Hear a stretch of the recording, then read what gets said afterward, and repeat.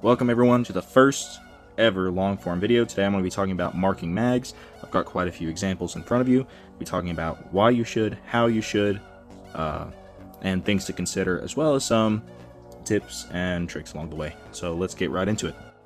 First and most importantly is why you should mark mags, because if you don't have a reason to do something, you're not going to do something, especially something that is going to take just a little bit of effort. So why to mark mags? Point number one. And the first reason to mark your mags is to identify them as your mags.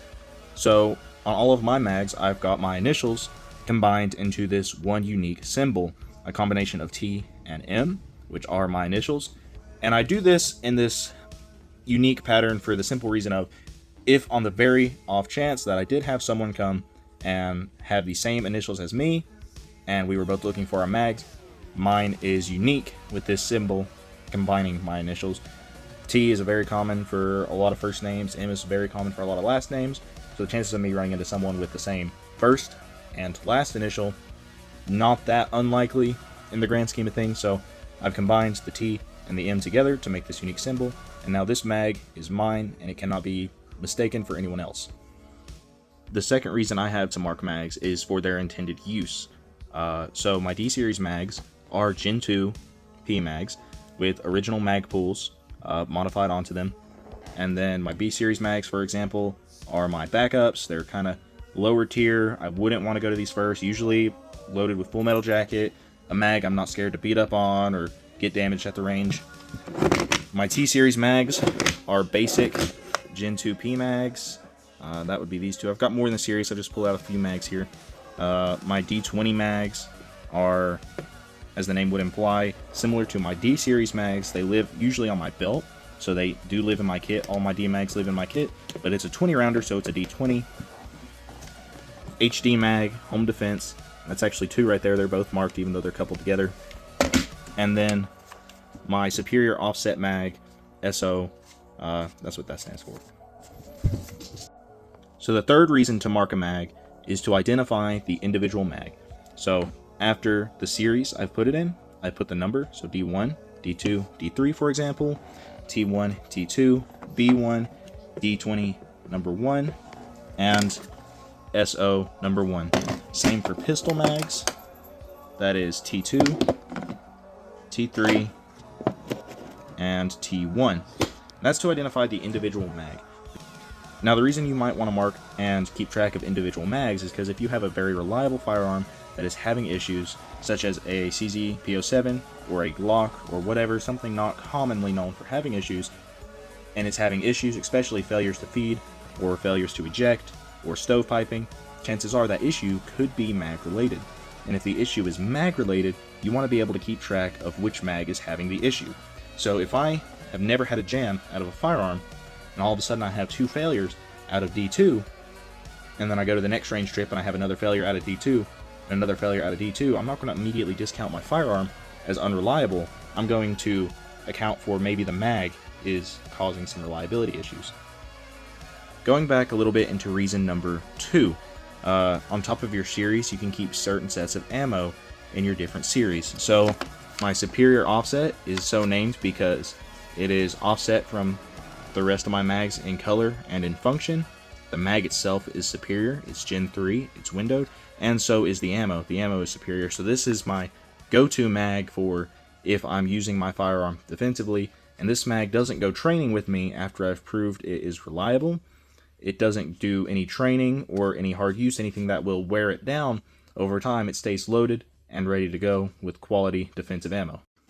Similarly, my HD mags are marked for home defense, and as such, I do not take these to the range after I put some rounds through them to determine that they are in fact reliable and they have been thoroughly tested. These no longer go to the range. These stay loaded and ready to go with high quality defensive ammo. They are coupled together. These are task-driven mags. This is a niche setup specifically for home defense where I can have 60 rounds on tap, and I know the mags are already fully loaded with quality ammo, and they will always be that way unless I'm servicing them. And then they are put right back into this very same condition. Now that you know why to mark your mags, I'm going to teach you how to mark your mags. The first thing I would recommend you doing is coming up with a quality system for marking your mags. And some people are just going to mark them wherever and just go with it, and that's completely fine. but I like to have a system in place so it's a little bit easier for me to identify and keep things pretty well organized, and that's really important, especially when you start getting a lot of mags. Like I said, this is just scratching the surface of mine, but I've brought a few out to show you. So for example, on the left side of every single mag, I have that symbol that I talked about earlier, with the exception of these, and I'll get into these and these later. Now on the right side of my rifle mags, I keep the series and the number in the series. So D, my D series number 1, D series number 2, D series number 3, my B series number 1, T series 1, and T series 2. And from these simple markings, we have a lot of information to go on. It is now not just a mag out of a bunch of mags, it is an individual that is easily recognizable. One, I can recognize it as mine from the left side with my initials blended together in that cool custom symbol I've done. And on the right side, I can recognize this as a training mag. It is the second training mag in the series, and therefore if I have any issues with this mag, or it's incredibly reliable, I can keep track of that data. I know which mag to avoid, which mag to go to, what my mags have in them based on their series, and that they're mine. Similarly, I know that these mags are either going to be unloaded or loaded with Full Metal Jacket because they are marked T for training, and they are not going to have quality defensive ammo unless I'm testing defensive ammo at the range or something like that. But these are not the mags I'm going to be reaching for. If something bad happens, it's going to be one of my D series for mediocre ammo, one of my HD series for quality ammo, or for the best ammo I can get. I've got them loaded in my SO series. My pistol mags are set up similarly, but just a little bit differently. I've got my first initial, and then the series in the mags. I do plan on marking these a little bit better in the future, but I did these when I first started. But that is my T3, first initial, mag number 3, first initial, mag number 2, and in the gun, first initial, mag number 1. Next, you need to decide what to mark your mags with. When I very first started marking mags, I started with a blue paint pen, and it has worn down, it doesn't really pop out that much, and overall, it was not a very superior method. It could be easily scratched off. These have lasted a bit, but I can scratch it just sitting here talking to you. Instead, what I have went to is Sharpie. Specifically, the Silver Sharpie is designed to mark on dark surfaces. This is specifically designed by Sharpie to mark on dark surfaces and to mark on most any surface. So these are phenomenal for marking mags because they will mark metal, they will mark polymer, they will mark aluminum, they will mark anything.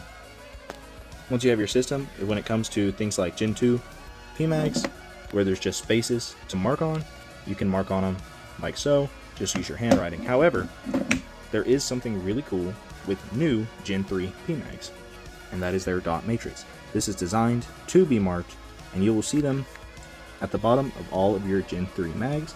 So as you can see, mine are marked a little differently than my other mags because I've got the dot matrix. I'm not going to be using my custom symbol, which is a little sad, but it is what it is. TM-1. So this is the first series in the mag. These Gen 3 PMags, where I've got a little bit of extra room because of this dot matrix and it stays a little bit more organized, I keep the number of the series in the mag on both sides because they are a little bit more easily identifiable as well. So this is a 20 rounder, so obviously I know it's going to be a D20. I don't really have to look and see that it's going to be a D20 in the series because it is obviously a 20 round mag. It is shorter than the other mags, as well as it being a Gen 3, as well as the dot marked. I know that this is one of my D20 series just because of its aesthetics, regardless of how it would be marked. I still do mark it as a D20 series number 1, but now I have a little bit of extra room to mark the number 1 on this side as well. So from either side, I can see that it is the first magazine in the series, versus on my Gen 2s, I just have it marked on the one side. My superior offset mag is marked in the exact same way, SO number 1, and then on this side, TM number 1. The series in the mag is on both sides because these mags cost a little bit more for Gen 3s, and because these mags are for more a serious use, I want the series in the mag on both sides easily identifiable so that when I'm shouldering a firearm, I don't even have to change my position or change my cheek weld. I can just glance and see from either side what mag in the series it is. So my superior offset, it is still marked on the one side, my initials on the other, but with these dot matrix mags, personally, I mark the mag in the series on both sides, mainly because, as I previously said, they're easily recognizable. Another cool trick I've learned specifically with Magpul PMags is that you can mark the bottom in a very creative way. Right here you can see this is series number 1 of my D mag, so I've got one dot filled in. These little spaces on the base plate of the mag make for a great way to number them creatively. I can tell if this was in a box like this, or an ammo can, that this is a D-Series mag and it is D-Series mag number 1. I know it's a D-Series mag from the original mag pool, right here, that I have modified onto it, and from the one that is filled in. Similarly, I can tell this is a D-Series 2. I've got 2 slots filled in, and I've got an original mag pool mag. I can tell that this is a D-Series 3, because I have 3 filled in. These are coupled together, so I know that this is my HD series, and that is HD 1 and 2. My T series have no such mag pool on them, and therefore I can tell when they're sticking up like this that this is a T series because it is a Gen 2 mag, because it doesn't have the Gen 3 little cutout right here. So I know this is a Gen 2 P mag, and it is a Gen 2 P mag without a mag pool on it, and it is marked with number 2, so I know that this is T2. I appreciate everyone tuning in, and I hope to have more gun content out very soon. Everyone, please have a fantastic day.